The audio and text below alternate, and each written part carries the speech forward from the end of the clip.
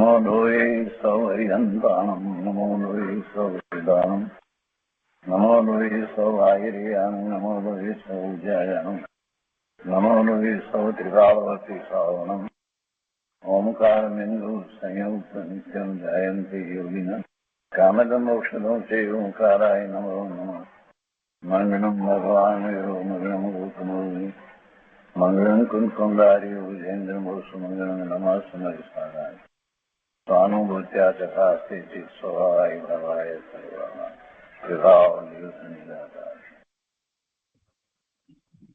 સ્વામી કાર્તિકેય અનુપ્રેક્ષા શુભચંદ્રાચાર્ય ભગવાનની ટીકા તથા પંડિત જયચંદજી છાબડાના ભાવાર્થ ટીકા સહિત આપણે સ્વામી કાર્તિકેય અનુપ્રેક્ષાનો સ્વાધ્યાય કરી રહ્યા છીએ.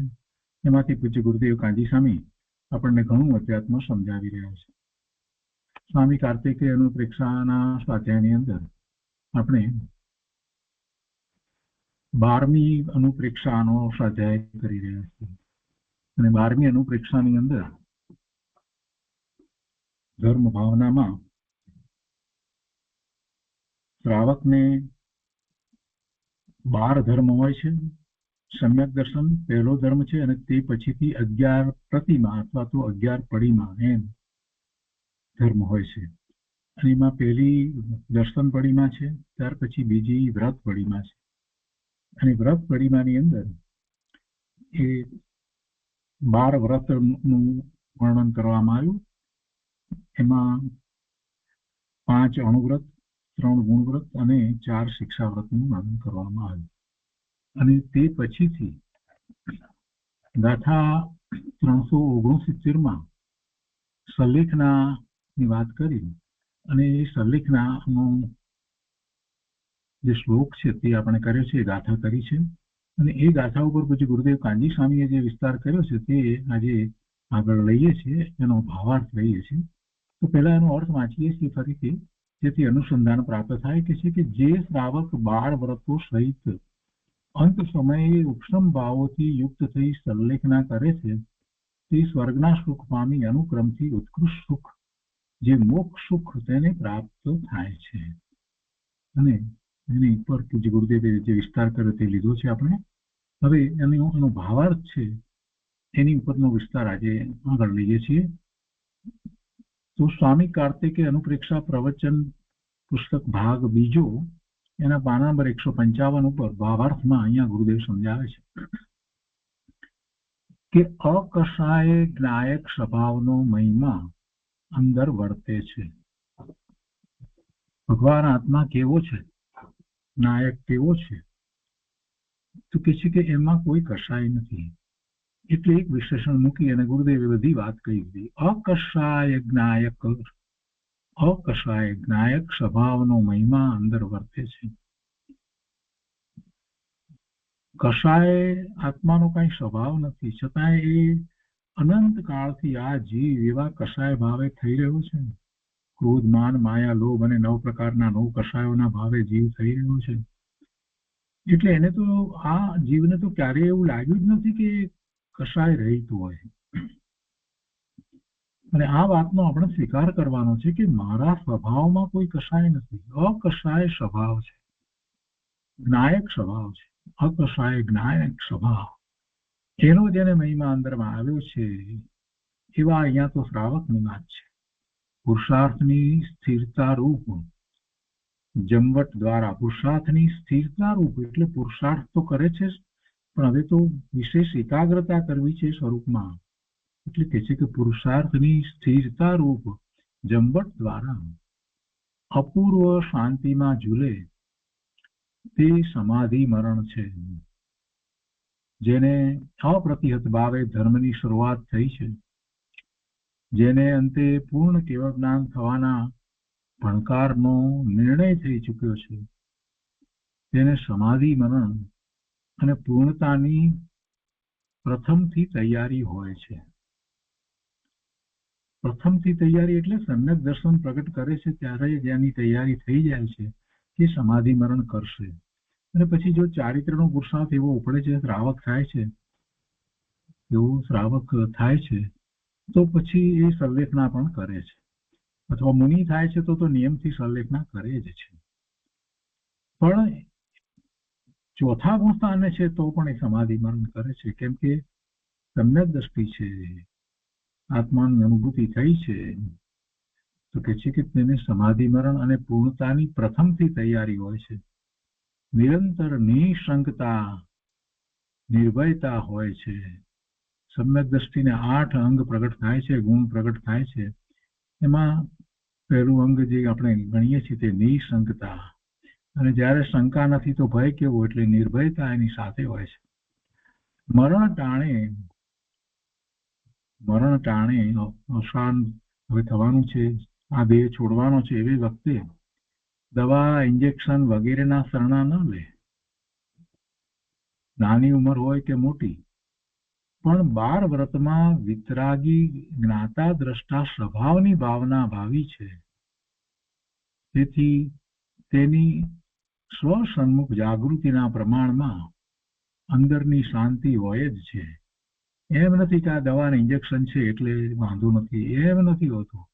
એ તો નિર્ભય છે, મારા પરિણામ બીજો કોઈ કરી શકતો જ નથી, એવી એને નિશંકતા છે. એટલે પોતે ભગવાન આત્મા નિત્ય જ્ઞાન આનંદ સ્વરૂપ છે, અવિનાશી છે. એવા ભગવાન આત્માને કોઈ કાંઈ કરાવી શકે, એના કોઈ પરિણામ બદલી શકે એવું વસ્તુ સ્વરૂપ જ નથી. એટલે એને કોઈ પરભવની કે આ ભવની કે કોઈ આ લોકની કે પરલોકની કે કોઈ પ્રકારના એ ચિંતા નથી, એવા ભય જ નથી. અંદરમાં એને 5મું ગુણસ્થાન છે એટલે કેટલી શાંતિ છે.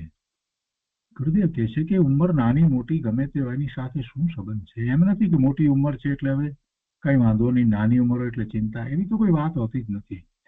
એ ઉંમર બધી આ વર્તમાન પર્યાયની ઉંમર છે, એ સાથે ભગવાન આત્માને કાંઈ સંબંધ નથી. મારા આત્માને આ શરીર સાથે સંબંધ નથી, તો જે ઉંમર જે કહેવામાં આવે, જે આયુષ્ય કહેવામાં આવે, એ તો બધું આ ભવનું આયુષ્ય છે. ભગવાન આત્માને વળી આયુષ્ય કેવું? કહે છે કે એને એવી કોઈ ચિંતા વગેરે કાંઈ હોતું નથી, નિર્ભયતા હોય છે. પણ 12 વ્રતમાં વિતરાગી જ્ઞાતા દ્રષ્ટા સ્વભાવની ભાવના એને તો વર્તે છે. તેથી એવા સ્વભાવની સન્મુખ જાગૃતિના પ્રમાણમાં અંદરની શાંતિ હોય જ છે. જ્ઞાની સમ્યક દ્રષ્ટિ ધર્મી સામે મરણ ટાણે સ્ત્રી પુત્ર આદિ ઉભા રહે તો કઈ મોહ બતાવે એમ નહીં. કહે કે સ્ત્રી પુત્ર વગેરે બીજા સ્વજનો ઉભા હોય, કંઈક કહે પણ ખરા કે કાંઈ ભલામણ કરવી છે, કંઈ કહેવું છે, આમ છે, સોંપણી કરો, ધર્મી તેના સામું ન જુએ, એટલે એનો વિકલ્પ ન કરે. અંદરમાં શાંતિની ધારાનો અવસર છે,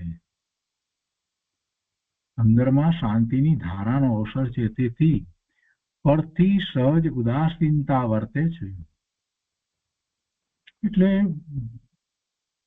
આ ભાવમાં જે સંયોગો કરીને જે કંઈ પ્રાપ્ત થયું છે, એનું હવે શું કરવું ને કેવી રીતે કરવું એવો વિકલ્પ મરણ ટાણે ધર્મી જ્ઞાનીને ઉઠતો નથી કે હવે મારા મરણ પછી તમે આમ કરજો, તેમ કરજો, આમ દાન કરજો વગેરે, એવો કોઈ વસ્તુનો વિકલ્પ એને ઉઠતો નથી. જ્ઞાન સ્વભાવી ભગવાન આત્માનું શરણ લીધું છે, તો આ સંયોગે કરીને જે મળ્યું હતું એનો વિયોગ થાય છે, એટલે કે પોતે છોડીને ચાલ્યો જાય છે. અને એ બધા પર પદાર્થો એનું પણ પરિણમન જે રીતે થવા યોગ્ય હશે તેમ જ થશે. તો પછી એની ઈચ્છા કરીને શું લાભ મેળવવો છે, શું ફાયદો કરવો છે? પરિણમન તો એનું જે થવા યોગ્ય છે તે જ થશે. પોતાની દ્રષ્ટિ સ્વરૂપ તરફ રહી છે, એટલે એવો શુભ વિકલ્પ પણ આવતો નથી કે તમે આટલા રૂપિયાનું મારા પછી દાન કરજો ને આટલું આમ કરજો ને તેમ કરજો ને, એવો વિકલ્પ ઉઠતો નથી. અંદરમાં શાંતિની ધારાનો અવસર છે, તેથી પરથી સહજ ઉદાસીનતા વર્તે છે. જો જ્ઞાની ધર્મી સમ્યક દ્રષ્ટિને મરણ તાણે કેવી દશા હોય એનું આ વર્ણન ચાલી રહ્યું છે. પૂજ્ય ગુરુદેવ એની વાત કરી રહ્યા છે, આપણને સમજાવી રહ્યા છે. અજ્ઞાનીને બેભાન દશામાં મળમૂત્ર ચાલ્યા જાય અને કાંઈ આત્મ શાંતિ રહે નહીં. અજ્ઞાની તો વાત જ જુદી છે. એની ગમે તેટલી શુભ ભાવના વગેરે જે કંઈ હોય તે છતાં પણ મિથ્યાત્વ સહિતની એ શુભ ભાવના અને એમાં પર પદાર્થો નું કરતાપણું જ્યારે પડ્યું હોય અંદરમાં, એટલે એ છેલ્લે પણ એવી જ કંઈક ને કંઈક ભાવના ભાવે. બીજું શું કરવાનું છે? જેને આત્માનું લક્ષ નથી, પોતાના સ્વભાવનું ભાન થયું નથી, પોતે કોણ છે એનો નિર્ણય થયો નથી, એને શું હોય? બહારમાં જે પદાર્થો સંયોગે કરીને પ્રાપ્ત થયા એમાં ફેરફારની બુદ્ધિ હોય, એ સિવાય બીજું શું હોય? કંઈક અંશે શુભભાવ હોય કે વિશેષ કાંઈ હોય નહીં. અને એવા સામાન્ય શુભભાવ હોય તો એને માટે લોકો એમ માને કે આ સમાધિ મરણ. ભાઈ, એવા સમાધિ મરણ હોતા નથી. સમાધિ મરણનો અર્થ શું છે? સમાધિ કોને હોય? અંતરંગ શાંતિ જેને છે, આદિ વ્યાધિ ઉપાધિ રહિત સમાધિ કહ્યું છે. તો રોગ હોય નહીં એમ સમાધિ નહીં, વ્યાધિ નહીં એટલે શું? વ્યાધિ પોતાને નથી, આદિ પોતાને નથી, ઉપાધિ પોતાને નથી, એમ ત્રણમાંથી કોઈ ભાવ પોતાને નથી. શરીરમાં હોય વ્યાધિ હોય તો શું છે? પોતાને ક્યાં છે? એમ આત્માને આદિ વ્યાધિ ઉપાધિ ના ભાવ હોતા નથી અને દ્રષ્ટિ સ્વરૂપ તરફ રહી છે. એને દેહ જ્યારે છૂટે છે ત્યારે ઘણી શાંતિપૂર્વક દેહ છૂટે છે, દેહને છોડીને ચાલ્યો જાય છે. એ વખતે એને શુભ લેશા હોય છે. સમ્યક દ્રષ્ટિની તો આવી વાત છે. અહીંયા ગુરુદેવ આગળ સમજાવે છે કે જ્ઞાનીને પ્રથમથી જ નિશંકતા છે કે સર્વજ્ઞે જે ક્ષેત્રે જે કાળે જેમ થવાનું જોયું છે તેમ જ થવાનું છે. સર્વજ્ઞ ભગવાને જોયું છે એટલે ભગવાનના જ્ઞાનમાં એવું પ્રતિબિંબિત થયું છે, જ્ઞેયથી કે પ્રતિબિંબિત થયું છે. દરેક પદાર્થનું ત્રણેય કાળનું એવું સ્વરૂપ ભગવાનના જ્ઞાનમાં પ્રતિબિંબિત થયું છે. એટલે સર્વજ્ઞ પરમાત્માએ જે ક્ષેત્રે જે કાળે જેમ થવાનું જોયું છે તેમ જ થવાનું છે એમ જ્ઞાની નિશંક છે. તેથી તે નિરંતર સમાધિમાં જે જાગૃત છે, સ્વરૂપને વિશે એને તો જાગૃતિ છે. શરીરને વિશે કે ક્યારે ને કેવા સંયોગોમાં આ દેહ છૂટશે તેનો કોઈ એને વિકલ્પ હોતો નથી.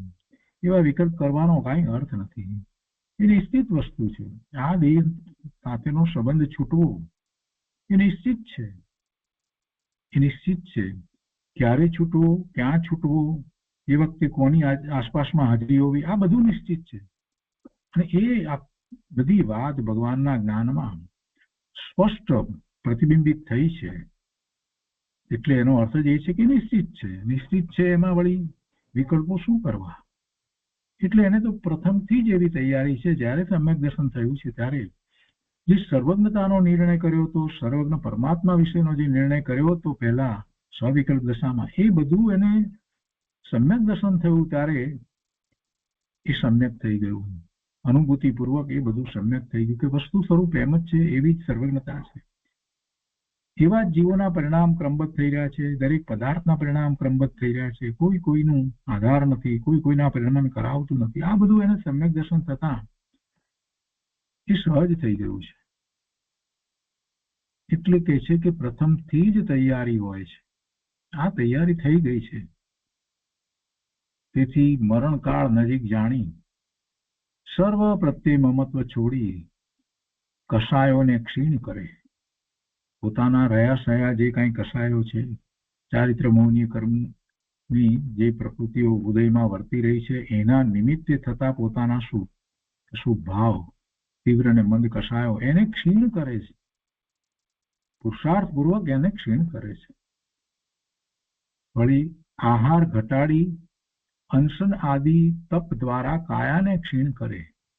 કાયાને ક્ષીણ કરવી છે એમ નહીં, પણ સાથે નિમિત્ત નૈમિતિક સંબંધ જ એવો હોય છે કે આહાર પ્રત્યેની હવે કોઈ વૃદ્ધિ તો નથી, પણ રુચિ પણ એવી રહી નથી. શરીર ટકાવી રાખીએ, આહાર હશે સારો તો ઠીક રહેશે, આવો તો કોઈ વિકલ્પ હવે રહ્યો નથી. એટલે જે સલ્લેખના કરે છે એને ક્રમે ક્રમે એ આહાર જે છે એ ઘટતો જાય છે. અનશન આદિ એટલે બાહ્ય તપ જે આપણે માનીએ છીએ, એક વખત આહાર ને પછી અનશન, અણોદરી તપ ને અનશન, ઉપવાસ આદિ એવા તપ કરે છે. એવા તપ દ્વારા કાયાને ક્ષીણ કરે એટલે કઈ એના પરિણામને કરે છે એવું સમજવાની જરૂર નથી. એમ જ થાય છે. એવો જ નિમિત્ત નૈમિતિક સંબંધ છે કે જેથી અહીંયા કહે છે, વ્યવહારના એના કથન છે કે આહાર ઘટાડી અનશન આદિ તપ દ્વારા કાયાને ક્ષીણ કરે કે જેથી શરીરમાં મળમૂત્રના સંગ્રહથી રોગ થતા હોય તે ન થાય. આ બધા વ્યવહારના એના કથન છે. એમ જ થાય છે. અંત સમયમાં પ્રમાદ ન થાય. અંત સમયમાં પ્રમાદ ન થાય એવો વિકલ્પ આવે છે. જાગૃતિ પોતે એવી જાળવે છે. સ્વરૂપનું લક્ષ હંમેશા રહ્યા કરે, દ્રષ્ટિ સ્વરૂપની રહ્યા કરે. નિર્વિકલ્પ ભલે ન થાય પણ સવિકલ્પ દશામાં સ્વરૂપની દ્રષ્ટિ રહ્યા કરે છે. પોતે જ્ઞાન આનંદ સ્વભાવી ભગવાન આત્મા છે. એનું એક ક્ષણ માત્ર માટે પણ વિસ્મરણ ન થાય એવી એ જાગૃતિ રાખવાનો પુરુષાર્થ કરે છે. બહારનું પોતાને આધીન માને નહીં. બહારનું તો જે થઈ રહ્યું છે તે થઈ રહ્યું છે, એનો એક જ્ઞાતા દ્રષ્ટા છે. પણ પ્રમાદ આકુરતા ન વધે તેવી જાગૃતિ રાખે છે. એ પ્રમાણે સ્વસન્મુખતાની શાંતિમાં રમણતાના પ્રયોગ રૂપ સલ્લેખના ધર્મી જીવ કરે છે. ધર્મી જીવને સલ્લેખના કેવી રીતે છે? સ્વસન્મુખતાની શાંતિમાં રમણતા રૂપ સલ્લેખના હોય છે. સ્વસન્મુખતાની શાંતિમાં, સ્વસન્મુખ થાય એટલે શાંતિ જ હોય, આનંદ જ હોય, કોઈ આકુરતા વ્યાકુરતા કઈ હોય જ નહીં. સ્વસન્મુખતાની શાંતિમાં, એવી શાંતિમાં રમે છે. શાંતિમાં રમણતાના પ્રયોગ રૂપ સલ્લેખના ધર્મી જીવ કરે છે. અજ્ઞાની શરીરની સંભાળમાં લીન હોય છે. દવા ચાકરી કરનાર વગેરેની આશા રાખે છે. સમયસર એને દવા મળી જાય, એની સેવા ચાકરી કરનારા જે કોઈ હોય એ બધા પણ એને સમયસર બધું કર્યા કરે. આમ એને એના વિકલ્પો હોય છે. અને એમાં તો કેટલીક વખત તો એ અજ્ઞાની એની સેવા ચાકરી કરનારા ઉપર પણ ક્યારેક તો ક્રોધ કરી બેસે છે. તમે સમયસર કેમ આમ નથી કરતા, કેમ સમયસર આવતા નથી, કે સમયસર મને દવા આપતા નથી, કે મને આવું પણ એને તો થઈ જાય. શરીરનું મમત્વ એકત્વ સમ્યક દર્શન વિના છૂટતું નથી. ભલે બાહ્યમાં ગમે તેટલા શુભાવ કરે, દાન કરે, બાહ્ય તપ કરે, બધું કરે, પણ જ્યાં સુધી શરીર સાથેનું એકત્વ મમત્વ છૂટતું નથી, ત્યાં સુધી અંત સમયે એ શરીરનું એકત્વ મમત્વ છે ને, એટલે એની સંભાળ કરવાનો વિકલ્પ એને વારંવાર રહ્યા કરે છે. અને પોતે નથી કરી શકતો એટલે બીજાઓ જે કરે છે તો એમાં એને અપેક્ષા પણ હોય છે કે આ બીજાઓ આ રીતે કરે. સમયસર ડોક્ટરને બોલાવે, દવાઓ વગેરે તપાસ કરાવે, આમ તેમ બધું હોય એને. એ અજ્ઞાનીને એનું જ લક્ષ્ય રહે છે. એટલે કે છે કે અજ્ઞાની શરીરની સંભાળમાં લીન હોય છે. એક વાક્યમાં ગુરુદેવે ઘણું બધું કહી દીધું. સમ્યક દ્રષ્ટિની આખી વાત જુદી છે. તો લાખોમાં કોઈ એક જ સમ્યક દ્રષ્ટિ હોય અને એને પછી શરીરની સંભાળ બીજાઓ રાખતા હોય, ડોક્ટરો આ તે બધું ચાલતું હોય, તે છતાંય એને એમ નથી કે એને કારણે પોતાને કંઈક શાતા વળે છે, કે એને કારણે પોતાની શાંતિ રહે છે, એવો વિકલ્પ એને નથી આવતો. એને તો સ્વસન્મુખતાની શાંતિ વર્તે છે. આખી વાતનો મોટો ફેર છે પ્રભુ. આવી વાત ગુરુદેવ સિવાય કોણ આપણને સમજાવે? સ્વસન્મુખતાની શાંતિ એક તરફ છે સમ્યક દ્રષ્ટિને, અને બીજી તરફ અજ્ઞાનીનો વિચાર કરીએ તો અજ્ઞાનીને તો શરીરની સંભાળમાં લીનતા એટલે એના જ વિકલ્પો હોય છે. દવા ચાકરી કરનાર વગેરેની આશા રાખે છે, ત્યારે જ્ઞાની પોતે જ શરણ માની સર્વ સમાધાનમાં વર્તે છે. આત્માના શરણે જે ગયો છે એને બધા સમાધાન પોતામાંથી જ પ્રાપ્ત થઈ જાય છે. ક્યાંય બહાર સમાધાન શોધવા જવાની જરૂર જ પડતી નથી. જે પોતાના સ્વરૂપનો આશ્રય લે છે એને સમાધાન સ્વરૂપમાંથી પ્રાપ્ત થાય છે. આવી ઊંચી વાત કોણ કરે? જેને અનુભૂતિ થઈ છે એ જ કરી શકે ને.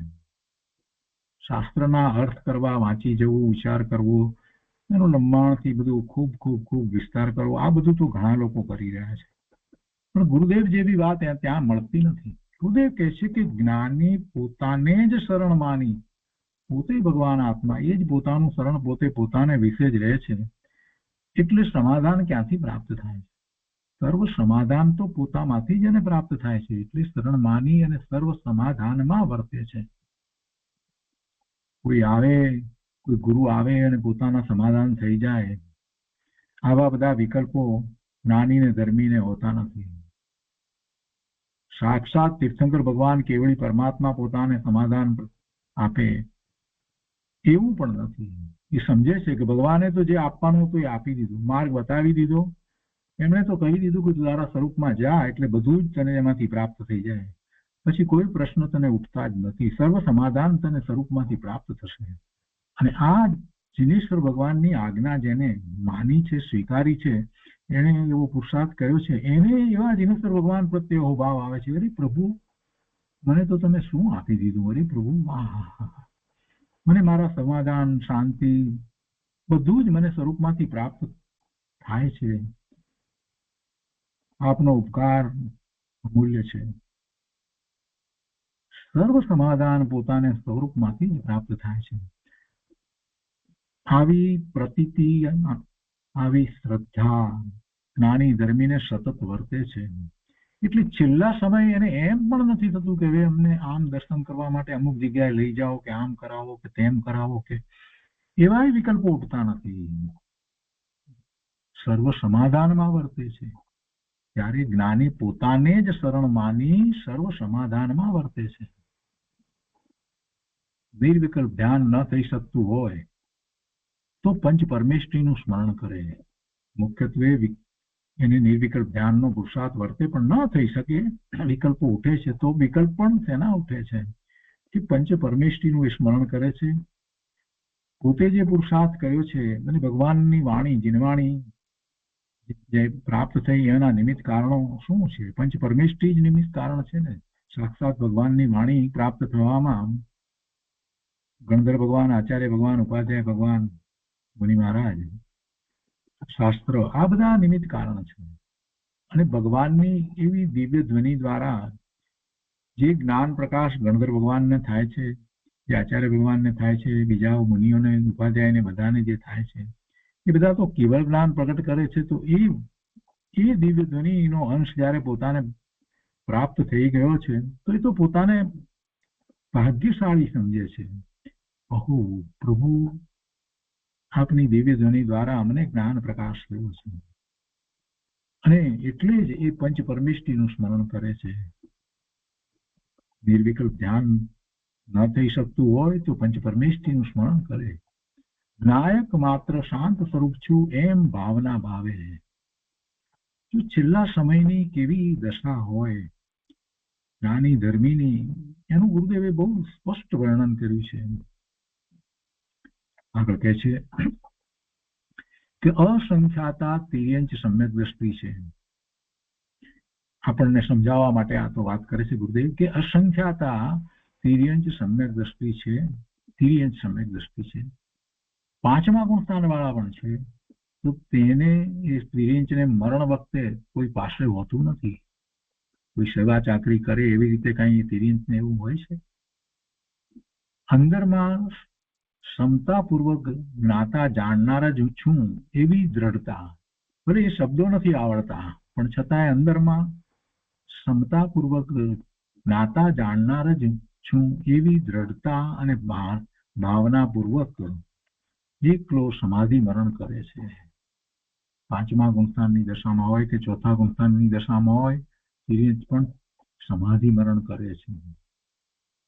નિશંક જ્ઞાતા જ છું એ શ્રદ્ધાના જોરે સમાધિ જ ભાળે છે.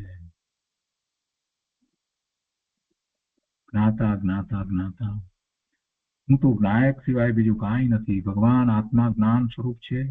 હું એવું ભગવાન આત્મા જ્ઞાન સ્વરૂપ છું. મને મારા સ્વભાવનું ભાન, જીનેશ્વર ભગવાનની આજ્ઞા અને આમન્યામાં વર્તતા ગણધર ભગવાન, આચાર્ય ભગવાન, ઉપાધ્યાય ભગવાન અને એમની પરંપરાએ શાસ્ત્રો દ્વારા મને પ્રાપ્ત થયું, એનો અંશ મને પ્રાપ્ત થયો અને એ પ્રમાણે પુરુષાર્થ કરતા મને એવી અનુભૂતિ થઈ. એટલે હવે મને કોઈ શંકા નથી, કોઈ શંકા નથી.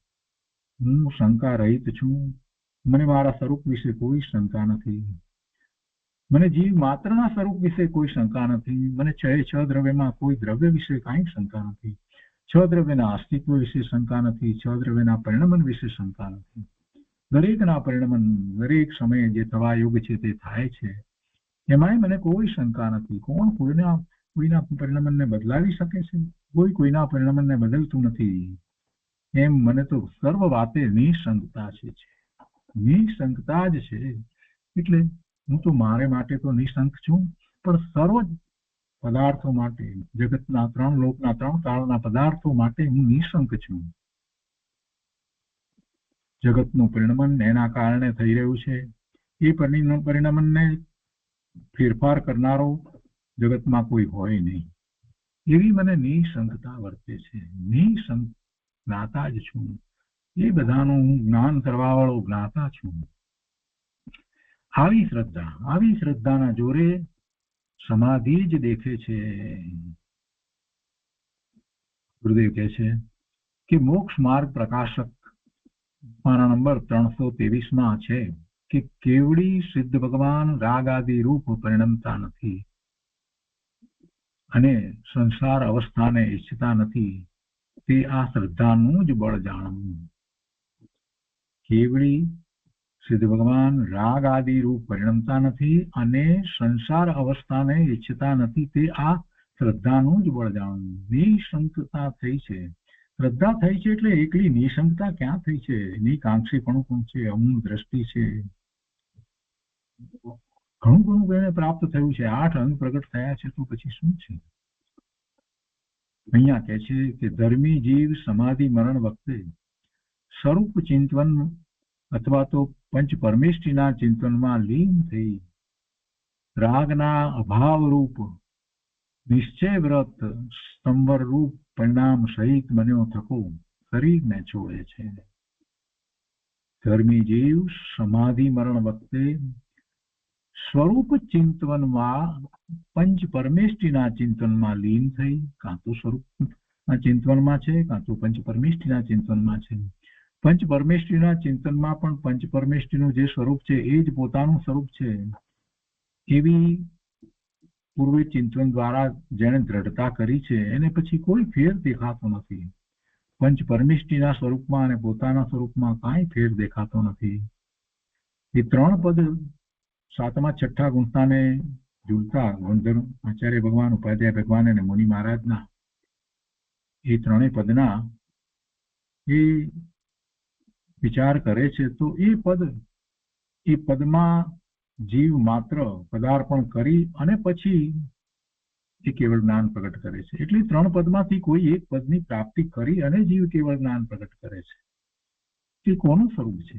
એ આત્માનું સ્વરૂપ છે. એ 3 પદમાંથી કોઈ પણ પદ હોય, છેવટે તો 7મા 6ઠા ગુણતાની ભવ્ય દશા છે, અપૂર્વ દશા છે. એવી એ દશા છે અને એ દશામાં જે રહ્યો છે એ કેવળ જ્ઞાન પ્રગટ કરે છે, હરિયંત પરમાત્મા થાય છે અને પછી સિદ્ધ થાય છે. એટલે એ બધા પદનો જયારે વિચાર કરીએ છીએ તો એમ છે કે જીવના પદ છે, જીવ માત્રના એ પદ છે. જે એવો પુરુષાર્થ કરે છે એના એ પદ છે.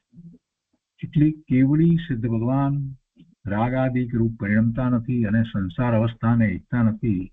તે આ શ્રદ્ધાનું જ બળ જાણવું, એ જે વાત કરી છે એના કરતા તો ઘણી મોટી વાત એ રીતે ગુરુદેવે સમજાવી દીધી છે કે ભાઈ મોક્ષમાર્ગ પ્રકાશકમાં જે વાત કરી છે કે રાગાદિ રૂપ પરિણમતા નથી, પણ એ તો સમ્યક દ્રષ્ટિને પણ ગુરુદેવે જે રીતે વાત સમજાવી છે એ રીતે જોઈએ તો એને પણ જ્ઞાન ભાન છે કે આ પદ તો આત્માના પદ છે, હું પણ એવું ભગવાન આત્મા છું. ગુરુદેવે તો ભગવાન આત્માની વાત લીધી છે, બહુ મોટી વાત લીધી છે. ધર્મી જીવ સમાધિ મરણ વખતે સ્વરૂપ ચિંતન અથવા પંચ પરમેશ્વરીના ચિંતનમાં લીન થઈ આ ગાથામાં જે વાત કરી એમાં જ એ વાત આવી જાય છે કે પંચ પરમેશ્વરીનું સ્વરૂપ અને આત્માનું સ્વરૂપ એ કઈ જુદું નથી. એ પંચ પરમેશ્વરીના સ્વરૂપમાં ક્રમે એ આગળ વધી અને એ મુનિ દશાના 3 પદ પૈકી કોઈ એક પદ અને તે પછી અર્યંત પદ અને તે પછી સિદ્ધ પદની પ્રાપ્તિ કરે છે. એટલે એ ચિંતન કરે કે પોતાના સ્વરૂપનું ચિંતન કરે એમાં કોઈ ફેર નથી. એમ એ લીન થઈ અને રાગના અભાવ રૂપ નિશ્ચય વ્રત સંવર રૂપ પરિણામ સહિત નિશ્ચય વ્રત સંવર રૂપ પરિણામ સહિત બન્યો થકો થયો થકો એ શરીરને છોડે છે અને સ્વર્ગ પદને પામે છે. ત્યાં પણ વિતરાગતાની ભાવના રાખે છે. સમ્યક દ્રષ્ટિ જીવ વૈમાનિક દેવ થાય છે સ્વર્ગમાં અને ત્યાં સમ્યક દર્શન સહિત એ દેવ છે તો ત્યાં પણ એને વિતરાગતાની ભાવના હોય છે. અને ત્યાં વિતરાગતાની ભાવના કેવી છે કે મનુષ્ય થઈ અને ચારિત્ર પામવું, એવું ઉત્કૃષ્ટ ચારિત્ર મુનિનું ચારિત્ર એની એને ભાવના હોય છે. અને એ પ્રમાણે અનુક્રમથી પછી મોક્ષ સુખને પામે છે. અનુક્રમથી એટલે પછી એના ભાવની અંદર એ એવો પુરુષાર્થ કરી મનુષ્યના ભાવમાં અને એ કેવળ જ્ઞાન પ્રગટ કરે છે અને સિદ્ધ દશાને પ્રાપ્ત કરે છે. ગુરુદેવ કહે છે કે સમ્યક દ્રષ્ટિ વૈમાનિકમાં ઉત્તમ દેવ થાય. સમ્યક દ્રષ્ટિ મનુષ્ય મરી અને મનુષ્ય ન થાય. સમ્યક દ્રષ્ટિ મનુષ્ય હોય તે મરીને મનુષ્ય ન થાય. મિથ્યા દ્રષ્ટિ મનુષ્ય મરીને મનુષ્ય થાય. અંકિત પામ્યા પછીથી જો એને આયુષ્યનો બંધ પડે છે, જે ગતિનો બંધ પડે છે, તો એ સમ્યક દ્રષ્ટિ મનુષ્ય હોય કે તિર્યંચ હોય એ નિયમથી એ સમ્યક દ્રષ્ટિ દેવ થાય છે. પણ સંકિત પામ્યા પહેલા મનુષ્ય અથવા તિર્યંચનું આયુષ્ય બંધાઈ ગયું હોય તો તે ભોગ ભૂમિમાં ઉપજે છે, કર્મભૂમિમાં ન ઉપજે. આપણે ભોગ ભૂમિ અને કર્મભૂમિની વાત બધી પહેલા સમજ્યા છીએ, એનો ઘણો બધો વિસ્તાર આપણે સારી રીતે સમજ્યા છીએ. અહીંયા કહે છે કે સમ્યક દ્રષ્ટિ જીવ જે છે એ જો મનુષ્ય છે, તિર્યંચ છે અને સમ્યક દ્રષ્ટિ છે અને એને પહેલા મનુષ્યનું કે તિર્યંચનું આયુષ્ય બંધાઈ ગયું હોય તો એ ભોગ ભૂમિમાં ઉપજે, કર્મભૂમિમાં ન ઉપજે. સ્ત્રી પર્યાયમાં, ભવંત્રિકમાં, નરકમાં, તિર્યંચમાં સમ્યક દ્રષ્ટિ ઉપજે નહીં. સમ્યક દર્શન પછીથી જો આયુષ્યનો બંધ પડે છે એમાં તો એ રીતે વાત કરી છે આખી કે એ દેવલોકમાં જાય છે અને દેવમાં પણ એ વૈમાનિક દેવ થાય છે. એ ભવનપતિ દેવ કે જ્યોતિષી દેવ એવો દેવ થતો નથી. એવા 3 પ્રકારના દેવ એ થતો નથી. નરકમાં જતો નથી. તિર્યંચમાં પણ સમ્યક દ્રષ્ટિ ઉપજે નહીં. આ બધી વાત આપણે જાણીએ છીએ, વધારે વિસ્તારની જરૂર નથી એમાં. તો એના પછીના દિવસના પ્રવચનમાં હવે 370મી ગાથા જે છે એની શરૂઆત પહેલા ગુરુદેવ ઉદ્ઘાત રૂપે કહે છે કે સર્વજ્ઞની આજ્ઞા પ્રમાણે શ્રાવકની 12 પડીમાનું સ્વરૂપ સમ્યક દ્રષ્ટિ વિચારે છે. શ્રાવકના 12 ધર્મમાં સૌથી પહેલું સમ્યક દર્શન છે અને પછી 5મા ગુણસ્થાને 11 પડીમાં હોય છે તો તેમાં બીજી પડીમાનું વર્ણન આ બધું ચાલી રહ્યું છે. તો હવે ગાથા 370 ની અંદર આગળ એ વાત વધારે કહે છે કે એકમ અપી વ્રતમ વિમલમ સદદ્રષ્ટિ યદિ કરોતિ દઢ્ઢચિત્તઃ તત વિવિધઃ વિયુક્તમ ઇન્દ્રત્વ પ્રાપ્નોતિ નિયમાત. ફળની વાત કરે છે અહીંયા 370મી ગાથામાં. કહે છે કે જે સમ્યક દ્રષ્ટિ જીવ દઢ ચિત્ત બની એક પણ વ્રત અતિચાર રહિત નિર્મળ પાલન કરે, એક પણ વ્રત અને એ પણ અતિચાર રહિત નિર્બળ પાલન કરે તો તે નાના પ્રકારની વિધિઓથી યુક્ત ઇન્દ્રપણાને નિયમથી પ્રાપ્ત થાય. જે સમ્યક દ્રષ્ટિ જીવ છે એ દૃઢ ચિત્ત બની અને એક વ્રત પાળે, અતિચાર રહિત એક પણ વ્રત જે નિર્મળ પાળે છે તો કે છે કે તો તે નાના પ્રકારની રિદ્ધિઓથી યુક્ત ઇન્દ્રપણાને નિયમથી પ્રાપ્ત થાય. પહેલી દ્રષ્ટિ આપણને એમ લાગે કે બસ તો એક વ્રત આપણે અતિચાર વિનાનું પાળવું, બસ 12માંથી એક વ્રત એવું પાળવું બિલકુલ અતિચાર વિનાનું પાળીએ એટલે બધું થઈ જાય. એમ કહેવાનો આશય નથી. જયારે એક વ્રત અતિચાર રહિત પાળે છે તો એમાં બીજા બાકીના 11 વ્રત જે છે ને એ આવી જાય એમ જ હોય, એ સિવાય એ બની શકતું જ નથી. અને એ વાતને અહીંયા પછી ભાવાર્થમાં સમજાવે છે. ભાવાર્થમાં કહે છે કે અહીં એક પણ વ્રત અતિચાર રહિત પાળવાનું ફળ ઇન્દ્રપણું નિયમથી કહ્યું તો ત્યાં એવો આશય જણાય છે કે સર્વ વ્રતોના પાલનના પરિણામ સમાન જાતિના છે.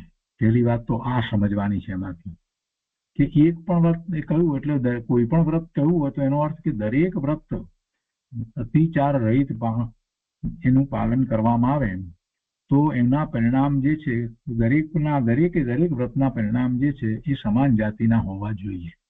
ત્યારે એક કોઈ પણ વ્રતની વાત લીધી હોય ને, 12માંથી કોઈ એક વ્રતની વાત લીધી તો દરેક વ્રતને માટે એનો અર્થ એવો થયો કે સર્વ વ્રતોના પાલનના પરિણામ સમાન જાતિના છે.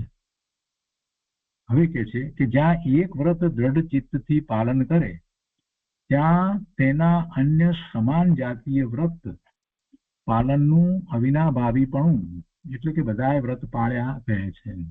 એટલે એક વ્રત એવું અતિચાર રહિત પાળવામાં આવે તો સાથે બીજા વ્રત હોય જ, એ સિવાય એ શક્ય નથી એમ સમજી જ લેવાનું. એને અવિનાભાવીપણું છે. બીજા બધા વ્રતોની સાથે જ એવું અતિચાર રહિત એક વ્રત પાળી શકાય. વળી આમ પણ છે કે જો એક ત્યાગની આકડીને અંત સમયે દઢ ચિત્તથી પકડી તેમાં પરિણામ લીન થતા પર્યાય છૂટે તો તે કાળમાં અન્ય ઉપયોગના અભાવથી મહાન ધર્મ ધ્યાન સહિત અન્ય ગતિમાં ગમન થાય તો ઉચ્ચ ગતિમાં જ થાય એવો નિયમ છે. જો બીજી રીતે વાત લીધી શું કહે છે કે એક ત્યાગની આકડીને અંત સમયે, એટલે કે એક વ્રતની મુખ્યતા રાખી અને અંત સમયે દઢ ચિત્તથી પકડી તેમાં પરિણામ લીન થતા, હવે પરિણામ એમાં જ લીન થયા તો પછી પરિણામ લીન થતા પર્યાય છૂટે, એટલે કે બીજી 12મા પરના લક્ષ્ય કોઈ હવે પર્યાય થાય જ નહીં તો તે કાળમાં અન્ય ઉપયોગના અભાવથી, તો તે કાળમાં ઉપયોગ બીજી જગ્યાએ જતો જ નથી. વ્રત તો અંતરંગ વ્રત છે ને, વ્રત કોઈ પણ વ્રત જે છે એને તો એનો અંતરંગ ભાવને પકડી અને એમાં જે લીન કરે પોતાના પરિણામ તો પછી બીજા ઉપયોગ બીજે ક્યાંય જતો જ નથી. એટલે કે છે કે તે કાળમાં અન્ય ઉપયોગના અભાવથી મહાન ધર્મ ધ્યાન સહિત અન્ય ગતિમાં ગમન થાય તો ઉચ્ચ ગતિમાં જ થાય એવો નિયમ છે. એટલે એ વખતે જયારે દેહ છૂટે છે ત્યારે એનો ઉપયોગ સ્વ તરફ જ વળેલો હોય છે તો પછી એને ઉચ્ચ ગતિમાં જ એને જવું થાય. તો એવા આશયથી એક વ્રતનું એવું મહાત્મ્ય કહ્યું છે. પણ અહીં એમ ન જાણવું કે એક વ્રત તો પાલન કરે અને અન્ય પાપ સેવા કરે, એમ ન એનો અર્થ કરવો, બીજું બધું ચાલે એવી વાત નથી કરવી અહીંયા. અને એ બાહ્યની વાત નથી, અહીંયા અંતરંગની વાત છે ત્યારે આપોઆપ નિમિત્ત તરીકે પણ બાહ્યમાં એમ જ હોય, બધું છૂટે. કે છે કઈ એમ ન જાણવું કે એક વ્રત તો પાલન કરે અને અન્ય પાપ સેવા કરે તો તેનું પણ ઉચ્ચ ફળ થાય છે. એ પ્રમાણે તો ચોરી છોડે અને પર સ્ત્રી સેવા કરે, હિંસા આદિ કર્યા કરે તો તેનું પણ ઉચ્ચ ફળ થાય, એમ ન સમજવું. એમ નથી, એમ બિલકુલ નથી. એટલે એક વ્રતનું પાલનની જે વાત કરવામાં આવી છે એનો પહેલા તો વિસ્તારથી સમજ આપવામાં આવી, વિસ્તાર કરી અને એને બરાબર સમજાવ્યું, બંને રીતે બે રીતે સમજાવ્યું. અને ત્રીજી છેલ્લી વાત મેં કહ્યું કે એનો અર્થ આવો ન સમજવો. તો એ પ્રમાણે બીજી વ્રત પ્રતિમાનું નિરૂપણ કર્યું. 12 ભેદોની અપેક્ષાએ આ ત્રીજો ભેદ થયો. 11 પ્રતિમાનું વર્ણન કર્યું એટલે તો બધી 12ની વાત થઈ ગઈ પહેલા, કેમ કે બીજી પ્રતિમાની અંદર એ વ્રત પ્રતિમા આવી એટલે પહેલી દર્શન પ્રતિમા, બીજી વ્રત પ્રતિમા લેવામાં આવી ને. એટલે પહેલું સમ્યક દર્શન, પછી દર્શન પ્રતિમા અને પછી વ્રત પ્રતિમા, એટલે 3 થયા. એટલે 12 ભેદોની અપેક્ષાએ આ ત્રીજો ભેદ છે એ પૂરું થયું. હવે ત્રીજી પ્રતિમાની વાત કરે છે, એટલે હવે ત્રીજી સામાયિક પ્રતિમાનું નિરૂપણ કરે છે. તો આપણે 370ની ગાથા ઉપર પૂજ્ય ગુરુદેવ કાંજી સ્વામીએ જે વિસ્તાર કર્યો છે એ લઈએ છીએ. આપણે ભાવાર્થથી અહીંયા અર્થ શરૂ કરીને લઈએ છીએ. જે સમ્યક દ્રષ્ટિ જીવ દ્રઢ ચિત્ત બની એક વ્રત અતિચાર રહિત નિર્મળ પાલન કરે તો તે નાના પ્રકારની વિધિઓથી યુક્ત ઇન્દ્રપણાને નિયમથી પ્રાપ્ત થાય. આ મૂળ વાત કરી. એમાં કહે છે કે જેણે સાચા દેવગુરુ શાસ્ત્રને ઓળખ્યા છે એટલે એનો અભ્યાસ કરી અને નિર્ણય કર્યો છે કે આ સાચા છે. જેણે સાચા દેવગુરુ શાસ્ત્રને ઓળખ્યા છે અને તે ઉપરાંત કર્મ વિકાર વગેરેથી ભેદ જ્ઞાન થઈને સ્વભાવમાં અભેદ જ્ઞાન થયું છે. આ બધા પોતે જુદો છે. આ કર્મ વિકાર શરીર, કાર્મણ શરીર, તેજસ શરીર, બધું એ બધાથી પોતાને ભેદ જ્ઞાન વર્તે છે અને એનાથી પોતે જુદો જ્ઞાન સ્વભાવી ભગવાન આત્મા છે એમ એ સ્વભાવમાં એને અભેદપણું થયું છે. તો એની વાત કરે છે કે એવો શુદ્ધ સમ્યક દ્રષ્ટિ થયો છે. તો એવા જીવને ચૈતન્ય સ્વરૂપના ચિંતનમાં વિશેષ એકાગ્રતાથી શુદ્ધતા વધતા વ્રત પડીમાં હોય છે. એને આવી વ્રત પડીમાઓ હોય છે. 12 વ્રતની વાત કરી તે. તો અજ્ઞાની તો પરની ક્રિયા હું કરું અને તેનાથી મને ધર્મ થાય એમ માને છે. એટલે તેને તો પર સાથેનું અભેદ જ્ઞાન તે મિથ્યા જ્ઞાન છે. એને તો એ પર સાથેનું અભેદપણું છે, ભેદ નથી. પર સાથે એને ભેદ નથી લાગતો. પર સાથે અભેદપણું છે. પર સાથે અભેદપણું, સ્વ સાથે અભેદપણાની તો વાત જ નથી એને. એટલે એનું તો જ્ઞાન મિથ્યા જ્ઞાન છે. અને પર સાથેનું ભેદ જ્ઞાન થઈને પરથી પોતે જુદો પડીને પર મારાથી જુદું એમ ભેદ જ્ઞાન થઈને આત્માની સાથે અભેદ જ્ઞાન થાય તે સમ્યક જ્ઞાન છે. અને એવું સમ્યક જ્ઞાન થયું છે. એવા સમ્યક દ્રષ્ટિની વાત કરતા અહીંયા કહે છે કે જ્યારે પહેલા સમ્યક દર્શન થયું છે ત્યારે તો એ ચોથા ગુણસ્થાનની ભૂમિકામાં છે અને ત્યારથી પછી એ આગળ વધી અને વ્રત વગેરે અંગીકાર કરે છે. અંતરંગ દશા એવી ઊંચી થાય છે. તો એ વખતે એને 5મું ગુણસ્થાન છે અને 5મા ગુણસ્થાન વખતે એને 11 પડીમાં હોય છે, 11 પ્રતિમા હોય છે. તો એની જ વાત કરતા ગુરુદેવ કહે છે કે પહેલા યથાર્થ વાતના શ્રવણ વગર તેનો ખ્યાલ ક્યાંથી આવે, તેની રુચિ ક્યાંથી થાય કે પોતે ભગવાન આત્મા સ્વરૂપ સાથે અભેદ છે અને પરથી એ જુદો છે. એમ અભેદ જ્ઞાનની વાત લીધી ને અહીંયા. આત્માની સાથે અભેદ જ્ઞાન થાય તે સમ્યક જ્ઞાન છે. પણ એ વાતનો પહેલા ખ્યાલ ક્યાંથી આવે? ગુરુદેવ કહે છે કે પહેલા યથાર્થ વાતના શ્રવણ વગર તેનો ખ્યાલ ક્યાંથી આવે, તેની રુચિ ક્યાંથી થાય અને તેનું પરિણમન ક્યાંથી થાય. માટે યથાર્થ વસ્તુ સ્વરૂપનું શ્રવણ કરીને તેનો નિર્ણય કરવો જોઈએ. હજી તો શરીરની અનુકૂળતા હોય તો મને લાભ થાય એમ જે માને છે તેને તો સાચી દ્રષ્ટિ જ નથી.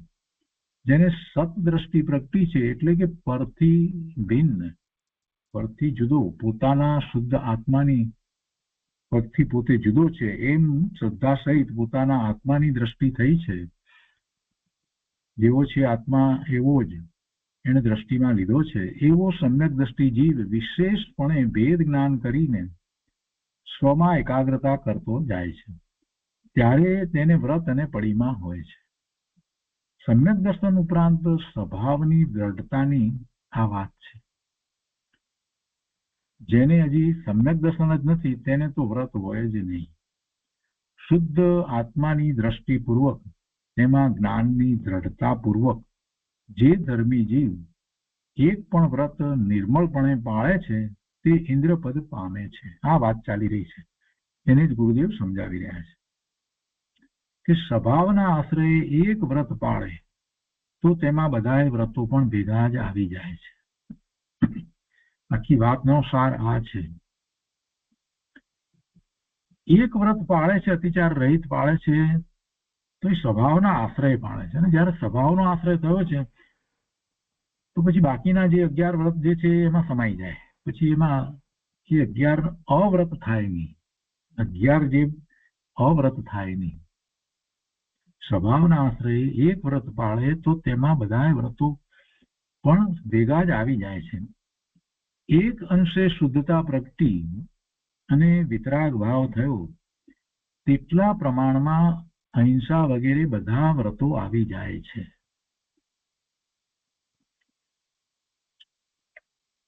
અહિંસા વ્રત હોય અને બીજા સત્યવ્રત વગેરે ન હોય એમ ન બને.